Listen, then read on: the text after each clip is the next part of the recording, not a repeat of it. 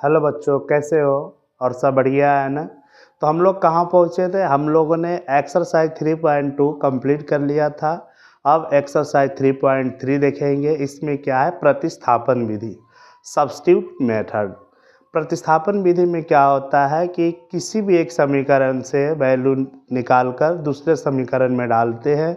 वहाँ से हमें क्या, एक्स और वाई का मान मिलता है। फिर जो भी मान मिलता है समीकरण 1 या 2 में, जिसमें आपकी इच्छा हो रखकर वहाँ से हमको दूसरा वैल्यू मिल जाता है। तो आइए एक सवाल लेकर देखते हैं, सब्स्टिट्यूट मेथड, प्रतिस्थापन विधि। जैसे कि पहला है एक्सरसाइज 3.3 का फर्स्ट क्वेश्चन। नाम से ही प्रतिस्थापन का मतलब क्या चल रहा है? एक के स्थान पर दूसरा वैल्यू। ठीक है, तो आइए, जैसे कि ये समीकरण फर्स्ट हो गया, दे रखा है एक्स प्लस वाई इक्वल 14 और एक्स माइनस वाई इक्वल 4, समीकरण 2। तो समीकरण जिससे आपकी इच्छा हो उससे कर सकते हैं। चलिए हम समीकरण 1 से करते हैं। अगर समीकरण 1 से करते हैं तो क्या होगा हमारा? x प्लस वाई इक्वल कितना? 14 है। ठीक है, तो x का वैल्यू क्या आ जाएगा हमारा यहाँ पे? 14 माइनस वाई, जब पक्षांतर करेंगे तो माइनस का हो जाएगा, 14 माइनस वाई हो गया। ये हमारा समीकरण थर्ड हो गया। तो समीकरण 1 से क्या किया? प्रतिस्थापन विधि से, प्रतिस्थापन विधि। ठीक है, तो अब हम क्या करेंगे? यहाँ से x का वैल्यू क्या करेंगे? समीकरण 2 में डालेंगे। अगर हम यहाँ से x का मान किस में रखें? समीकरण 2 में। समीकरण 2 में रखने पर तो समीकरण 2 क्या है? x minus y equal 4, x minus y equal 4 है समीकरण 2। और x का मान क्या है? 14 माइनस वाई। तो x की जगह हम क्या रख दिए? 14 माइनस वाई और माइनस का वाई इक्वल 4। ये कहाँ से आ गया? तो समीकरण 1 से। ठीक है, ये कहाँ से मिला हमको? समीकरण 3 से, सॉरी, समीकरण 3 से। ठीक है, x का वैल्यू क्या? 14 माइनस वाई। तो मैंने x के स्थान पे क्या रख दिया? 14 माइनस वाई। यहाँ से क्या हो जाएगा? देखिए, माइनस माइनस ऐड हो जाएगा, लेकिन साइन क्या रहेगा? माइनस का रहेगा। तो 14 माइनस 2y इक्वल 4। 4 का जब पक्षांतर करेंगे तो क्या हो जाएगा? माइनस का हो जाएगा। तो 14 माइनस 4 या माइनस का 2y जब पक्षांतर करेंगे तो प्लस का हो जाएगा। 2y का वैल्यू कितना आ गया? 14 में से 4 गया 10, और यहाँ से y का मान कितना निकल के आ गया? 5 आ गया। y का मान कितना आ गया? 5 आ गया। अब ये y का वैल्यू क्या करेंगे? जिसमें आपकी इच्छा हो उसमें रख दीजिए, समीकरण 1 या 2 में। तो चलिए हम 1 में ही रखते हैं, आपकी इच्छा जिसमें रखना चाहे रख सकते हैं। तो y का मान समीकरण 1 में रखने पर, y का मान समीकरण 1 में रखने पर, तो समीकरण 1 क्या है? x प्लस वाई इक्वल 14 है। ठीक है, और हमारा y का मान कितना आया? 5 आया। तो अगर हम y का वैल्यू क्या रख दिए? 5 रख दिए, तो x का वैल्यू कितना आ जाएगा? पक्षांतर करेंगे तो 14 में से 5 जाएगा तो कितना बचेगा? x का वैल्यू आ गया 9। तो कितना आ गया इसका मान समीकरण का? x बराबर 9 और y बराबर 5। इस समीकरण को संतुष्ट करता है। अगर आप चेक करना चाहते हैं तो देख लीजिए, x का वैल्यू 9 रखेंगे और y का 5, तो 9 5 कितना हो गया? 14, और 9 में से 5 गया तो कितना बचेगा? 4। तो वेरीफाई हो रहा है। तो हमने पहला क्वेश्चन प्रतिस्थापन विधि से समझाया, आपको जरूर समझ में आया होगा। अगर कोई दिक्कत है तो आप कमेंट में हमें जरूर बताइएगा। तो प्रतिस्थापन विधि क्या की है? उस समीकरण जिससे आपकी इच्छा हो, किसी एक समीकरण से वैल्यू उठाए दूसरे समीकरण में डाले, वहाँ से हमें एक मान मिला x और y, और वो मान हमारी जिसमें इच्छा हो उसमें किसी एक समीकरण में रखते हैं तो वहाँ से दूसरा मान मिल जाता है। आइए अब दूसरा क्वेश्चन की ओर चलते हैं, दूसरा क्वेश्चन देखते हैं। अब दूसरा क्वेश्चन को देखते हैं। दूसरा क्वेश्चन में क्या है? इसको भी प्रतिस्थापन विधि से करना है, सब्स्टिट्यूट मेथड से करना है। समीकरण 1 दे रखा है S minus T equal 3, S upon 3 plus T upon 2 equal 6। ये समीकरण 2 दे रखा है। तो पहले क्या करते हैं? समीकरण 2 को इसको सॉल्व कर लेते हैं। पहले इसको साधारण रूप में लिखते हैं। अगर यहाँ से आप देखेंगे तो समीकरण 2 का अगर सॉल्व करते हैं तो 2 और 3 का एलसीएम कितना आएगा? 6 आएगा। तो 2 तिया 6, यहाँ से 3 से जब 6 में डिवाइड करेंगे तो 2 आएगा, और इस 2 का जब s में गुना करेंगे तो हो जाएगा 2s। प्लस जब 2 से 6 में डिवाइड करेंगे तो 3 आएगा, 3 से t में मल्टीप्लाई हुआ तो t होगा इक्वल 6। और आगे पक्षांतर करते हैं तो क्या हो जाता है 2s प्लस 3t, ये 6 इधर डिवाइड है, पक्षांतर करेंगे तो मल्टीप्लाई होगा 6 में तो कितना हो गया 36। ठीक है, तो ये समीकरण 2 हो गया। अब समीकरण 1 से प्रतिस्थापन विधि लगाते हैं, क्योंकि ये थोड़ा आसान होगा सॉल्व मान निकालने में, ये थोड़ा हमें फिर डिवाइड करना पड़ेगा, तो जो इजी हो उससे स्टार्ट करते हैं। ठीक है, तो समीकरण 1 से लिए जो समीकरण 1 से प्रतिस्थापन विधि, सब्स्टिट्यूट मेथड, इंग्लिश में अगर बोलेंगे तो सब्स्टिट्यूट मेथड। ठीक है, अब यहाँ से समीकरण 1 क्या दे रखा है s माइनस टी इक्वल 3। ठीक है, तो s का वैल्यू क्या आ जाएगा 3 प्लस टी। ठीक है, s का वैल्यू आ गया 3 प्लस टी। अब ये s का मान हम क्या करते हैं समीकरण 2 में पुट करते हैं। ठीक है, तो समीकरण 3 से s का मान समीकरण 2 में रखने पर, ठीक है, जैसे ही समीकरण 2 में रखेंगे तो समीकरण 2 हमारा क्या है, ये देखिए समीकरण 2 है हमारा, है कि नहीं। समीकरण 2 क्या है 2s प्लस 3t इक्वल 36, ये हमारा समीकरण 2 है। s का वैल्यू क्या है 3 plus 2 into 3 plus t plus 3t equal 36। जब अंदर मल्टीप्लाई करेंगे तो 3 दूना 6 हो जाएगा, और इस 2 का जब करेंगे तो 2t हो जाएगा और प्लस 3t इक्वल 36। 3 और 2 5 हो जाएगा, 5t इक्वल क्या आ जाएगा 6। जब पक्षांतर करेंगे साइड चेंज होगा तो 36 माइनस 6 कितना हो जाएगा 30 आ जाएगा, और यहाँ से t का जो वैल्यू आएगा क्या आ जाएगा 6 आ जाएगा। 5 का डिवाइड करेंगे 30 में तो कितना आ जाएगा 6 आ जाएगा। t का वैल्यू 6 आ गया। अभी t का वैल्यू आपको जिसमें समीकरण 1 में या 2 में जिसमें इच्छा उसमें रख दीजिए, तो समीकरण 1 में रख देते हैं। ठीक है, t का मान समीकरण 1 में रखने पर, समीकरण 1 में रखने पर t का मान क्या, समीकरण 1 क्या है s माइनस टी इक्वल 3 है। ठीक है, क्या है s माइनस टी इक्वल 3 है। जैसे ही हम t का मान 6 रखते हैं, s माइनस 6 इक्वल 3, तो s का वैल्यू क्या आ गया 6 माइनस का, जब साइड चेंज होगा तो क्या हो जाएगा प्लस का हो जाएगा, तो 6 3 9, s का मान कितना आ गया 9 और t का मान आ गया 6। अब देखिए वेरीफाई कर रहा है या नहीं कर रहा है समीकरण को, तो जैसे ही s का मान हम 9 रखते हैं और t का 6, तो 9 में से 6 गया 3, ये समीकरण को संतुष्ट करता है। यहाँ भी चेक कर लीजिए, 9 दूनी 18 हो जाएगा और 6 3 18, 18 18 36, अर्थात हमारा मान सही है। तो क्वेश्चन नंबर 2 कंप्लीट हुआ। आइए अब नेक्स्ट क्वेश्चन की ओर चलते हैं। अब क्वेश्चन 3 देखते हैं। क्वेश्चन नंबर पहले का ही तीसरा क्वेश्चन है 3x minus y equal 3, 9x minus 3y equal 9, ये समीकरण 2 दे रखा है। तो चलिए समीकरण 1 से स्टार्ट करते हैं, क्योंकि यहाँ से हमें y का वैल्यू निकालना आसान है। तो समीकरण 1 से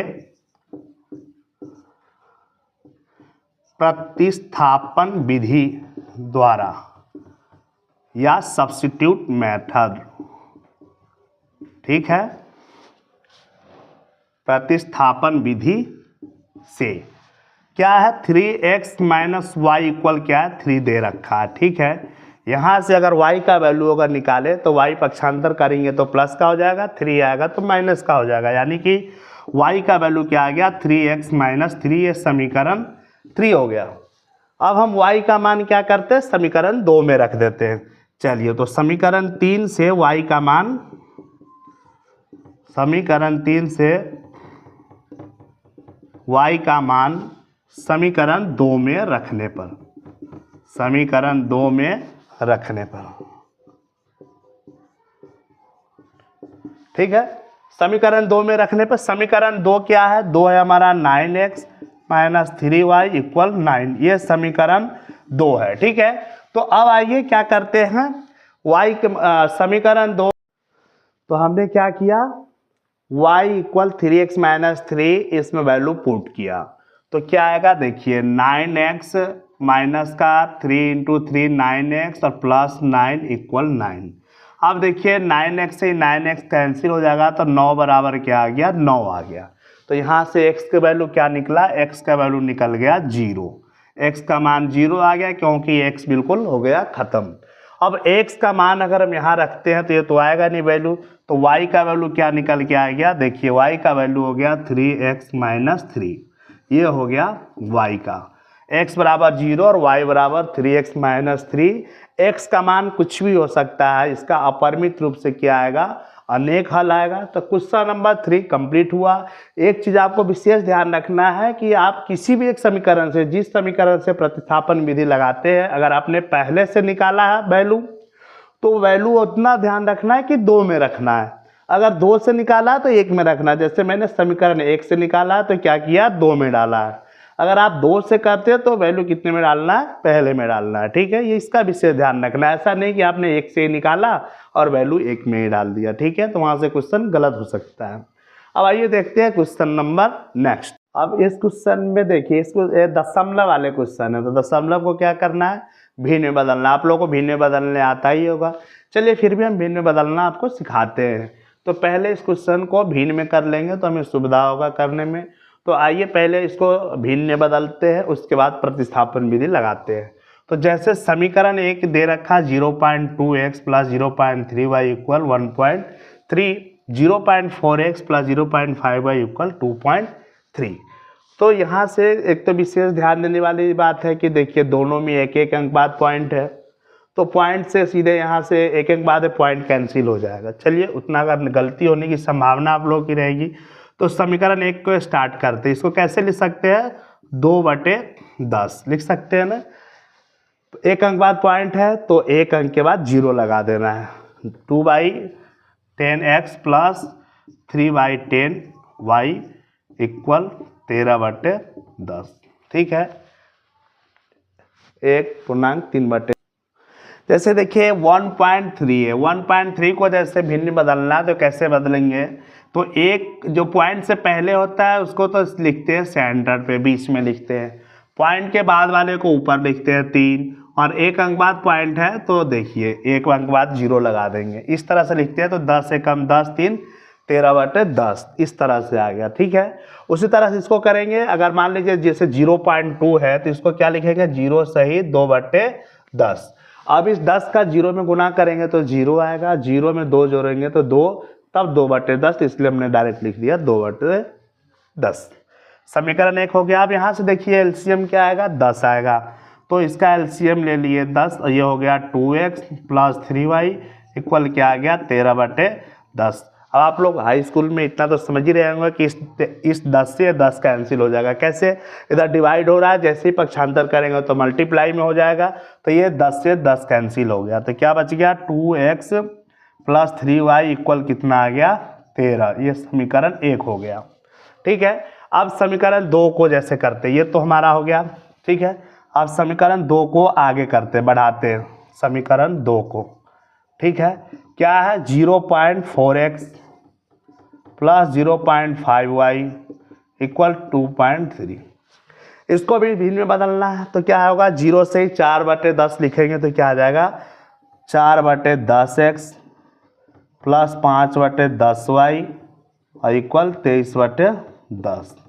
ठीक है, अब यहाँ से देखिए एलसीएम फिर सेम इसी प्रकार है। एलसीएम आएगा 10 तो क्या हो जाएगा, 4x प्लस 5y इक्वल 23, और नीचे 10 से 10 डिवाइड हो जाएगा, है कि नहीं। 4x equal 5y upon 10 equal 23/10।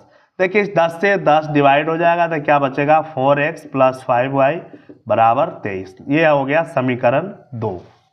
ठीक है, अब प्रतिस्थापन विधि लगाते हैं तो किसी से भी कर सकते हैं। चलिए ऐसा करते हैं कि इस बार समीकरण 2 से स्टार्ट करते हैं, क्योंकि हमने 3 क्वेश्चन समीकरण 1 से स्टार्ट किया। चलिए दूसरा इस क्वेश्चन को समीकरण 2 से करते हैं। तो समीकरण 2 को प्रतिस्थापन विधि से, सब्स्टिट्यूट मेथड से, प्रतिस्थापन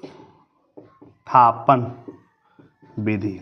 ठीक है, तो 4x इक्वल 5y बराबर क्या है, 23 है, तो यहाँ से 4x बराबर क्या निकल के आ जाएगा 23 माइनस 5y। ठीक है, 5y, और यहाँ पे समीकरण 1 में क्या है 2x है। तो चलिए कोई बात नहीं है, तो x का वैल्यू क्या निकल के आ जाएगा 23 माइनस 5y बटे कितना आ जाएगा 4। ये हो गया समीकरण 3। ठीक है, अब ये x का मान हमने क्या किया समीकरण 2 से निकाला है, तो अब मान किस में डालना है समीकरण 1 में। ठीक है, तो x का मान समीकरण 1 में रखने पर, x का मान समीकरण 1 में रखने पर, तो समीकरण 1 क्या है, समीकरण 1 ये है 2x प्लस 3y इक्वल 13। तो देखिए 2x का मान कितना है, ब्रैकेट में लिख देते हैं 23 माइनस 5y बटे 4 प्लस 3y इक्वल 13। देखिए 2 से 2 बार कट जाएगा, 2 दूनी 4। ठीक है, एलसीएम कितना आ जाएगा 2 आ जाएगा। ठीक है, अब इसके नीचे कुछ है नहीं, इसका मतलब क्या है, इसके नीचे 1 है, 1 है, तो अंदर मल्टीप्लाई कीजिए 23 माइनस 5y, इस 1 से जब 2 में डिवाइड करेंगे तो 2 आएगा, और 2 से जब 3 में गुणा करेंगे तो क्या हो जाएगा 3 दूनी 6y बराबर 13। ठीक है, अब यहाँ से देखिए इस 2 का अब याद चलेगा, क्योंकि एक साथ 2 बराबर लिख नहीं सकते हैं, इस 2 का यहाँ भाग हो रहा है, पक्षांतर करेंगे तो क्या हो जाएगा मल्टीप्लाई हो जाएगा। ठीक है, तो यानी कि ये क्या हो जाएगा, ये तो प्लस और माइनस, इसका मान जिसका मान ज़्यादा होता है उसका चिन्ह लगाते हैं, और ज़्यादा में से कम को क्या करते हैं घटा देते हैं। तो क्या आ जाएगा 23 प्लस y बराबर क्या आ जाएगा 13 दूना 26, 2 का उधर डिवाइड हो गया, तो यहाँ से y का वैल्यू क्या आ जाएगा, देखिए 23 जब पक्षांतर होगा तो 26 में से कितना हो जाएगा 23 घट जाएगा, तो y का मान कितना आ गया 3 आ गया। y का मान क्या आ गया 3 आ गया, और y का मान जब 3 आ गया तो यहाँ पे चलिए कर देते हैं y का मान जिसमें आपकी इच्छा हो, जब मान हमारा 1 निकल गया तो समीकरण 1 या 2 जिसमें आपकी इच्छा हो उसमें डाल सकते हैं। तो समीकरण 1 में ही जैसे मैं डाल देता हूँ y का मान समीकरण 1 में रखने पर, y का मान समीकरण 1 में रखने पर, तो समीकरण 1 क्या है 2x प्लस 3y, 3 और y का मान कितना 3 है, तो 3 गुने 3, देखिए y का मान 3 है 3y और इक्वल 13, तो 2x बराबर क्या हो जाएगा 13, और ये 3 तिया 9 जब बराबर के उस तरफ जाएगा तो पक्षांतर करेंगे तो माइनस का हो जाएगा, 2x बराबर क्या निकल के आ गया 4, तो यहाँ से x का जो वैल्यू आ गया वो कितना आ गया 2 आ गया। ठीक है, x बराबर 2 और y बराबर 3 इस समीकरण को संतुष्ट करेगा। चलिए चेक करते हैं, x का मान यहाँ 2 रखते हैं, तो 2 दूनी कितना हो जाएगा 4, जोड़ 3 का मान 3 गुने y का मान कितना 3 है, 3 तिया 9 और 4 13, तो समीकरण को संतुष्ट कर रहा है, अर्थात हमारा x बराबर 2 और y बराबर 3 समीकरण को संतुष्ट कर रहा है। अब आइए देखते हैं अगले क्वेश्चन को। चलिए अब इस क्वेश्चन को देखते हैं, इस क्वेश्चन को कैसे करेंगे, देखिए प्रतिस्थापन विधि सब्स्टिट्यूट मेथड से ही इस एक्सरसाइज में सारा क्वेश्चन है। तो जिससे मैंने क्या कहा कि आपको इस विशेष बात का ध्यान रखना है कि आप जिस समीकरण से चाहे उससे कर सकते हैं, बस इतना ध्यान रखना है कि आप जिससे वैल्यू निकालते हैं पहली बार समीकरण 1 या 2 से, तो वैल्यू पुनः उस समीकरण में नहीं डालना है, दूसरे समीकरण में डालना है। ठीक है, तो चलिए आइए देखते हैं इस क्वेश्चन को। समीकरण 1 से करते हैं, प्रतिस्थापन विधि लगाते हैं, यानी कि सब्स्टिट्यूट मेथड लगाते हैं, प्रतिस्थापन विधि। ठीक है, प्रतिस्थापन विधि से क्या दे रखा है √2x प्लस √3y इक्वल 0 दे रखा है। ठीक है, तो √2x बराबर क्या आ जाएगा, डिवाइड पक्षांतर करेंगे तो माइनस का √3y आ जाएगा, और x का वैल्यू यहाँ से क्या निकल के आ गया, x का वैल्यू आ गया माइनस √3 बटे √2 इंटू y, ये आ गया x का वैल्यू। ठीक है, अब ये x का वैल्यू क्या करेंगे समीकरण 2 में रख देंगे। ठीक है, ये नाम इसका दे दिए समीकरण 3, तो समीकरण 3 से x का मान समीकरण 2 में रखने पर, ठीक है, समीकरण 3 से x का मान समीकरण 2 में रखने पर, समीकरण 2 क्या है देखिए √3x minus under root y equal क्या है 0 है। ठीक है, और x का वैल्यू क्या है माइनस अंडर रूट 3 बटे अंडर रूट 2। चलिए, तो अंडर रूट 3 रहेगा ही रहेगा, इसके x के जगह पे क्या रखना है माइनस के अंडर रूट 3 बटे अंडर रूट 2 इंटू एक्स, और फिर ये बंद हो जाएगा माइनस का अंडर रूट 8 वाई इक्वल क्या है 0। ठीक है, जब अंडर रूट 3 से अंडर रूट 3 में गुना करेंगे तो 3 आएगा, क्यों, क्योंकि अंडर रूट 9 हो जाएगा, और 9 का वर्गमूल कितना आता है 9। ठीक है, तो ये माइनस का 3 बटे क्या आ जाएगा अंडर रूट 2 एक्स माइनस का 8 अंडर रूट वाई इक्वल 0, और यहाँ से क्या आ जाएगा 3 बटे अंडर रूट 2 एक्स बराबर के दूसरी साइड जाएगा तो प्लस का हो जाएगा 8y। ठीक है, और यहाँ से x जो है x का मान तो मैंने डाल दिया था, x थोड़ी आएगा, सॉरी, ये x जो मैंने डाल दिया x तो आएगा नहीं क्योंकि x का वैल्यू पुट किया था। ठीक है, ये स्टेप गलत हो गया। ठीक है, अब देखिए यहाँ से क्या हो जाएगा हमारा, पक्षांतर जैसे ही करेंगे तो प्लस का हो जाएगा 3 by under root 2 equal 8 under root y, y बराबर क्या आ जाएगा 3 बटे इसका इसमें गुना हो जाएगा यानी कि अंडर रूट 16 हो जाएगा, और अंडर रूट 16 का मान कितना आ जाएगा 3 बटे 4। ये हो गया वाई का मान। ठीक है, वाई का मान हो गया। अब ये वाई का मान क्या करना है, किसी एक में डाल दीजिए समीकरण में, जिसमें आपकी इच्छा है उसमें डाल दीजिए। तो जैसे ही अगर मान लीजिए वाई का मान डालते हैं समीकरण 1 में, वाई का मान समीकरण 1 में रखने पर, ठीक है, समीकरण 1 क्या है under root 2x plus under root 3y equal 0, ये है समीकरण 1। ठीक है, तो आइए देखते हैं, x के जगह तो अंडर रूट 2x रहेगा, हमें वैल्यू क्या मिला y का मिला है। ठीक है, तो प्लस अंडर रूट 3 और y का मान कितना है 3/4 गुने 3/4 इक्वल 0। तो यहाँ से जो अंडर रूट 2 x बराबर क्या हो जाएगा, जैसे ही पक्षांतर करेंगे तो माइनस का हो जाएगा, माइनस का 3 अंडर रूट 3/4। ठीक है, x का वैल्यू क्या आ जाएगा, x का वैल्यू आ जाएगा डिवाइड में चला जाएगा -3 बाई अंडर रूट 2 बटे इधर गुना हो रहा है, इधर जाएगा तो क्या हो जाएगा भाग हो जाएगा 4 अंडर रूट 2। तो ये आ गया x का मान। ठीक है, तो x का मान कितना आ गया -3 अंडर रूट 3 बटे 4 अंडर रूट 2, और y का मान क्या आ गया 3/4। वैल्यू डाल के आप चेक कर लीजिएगा, समीकरण को क्या करेगा संतुष्ट करेगा, और ये मान हमारा सही है। अब आइए देखते हैं नेक्स्ट क्वेश्चन की ओर।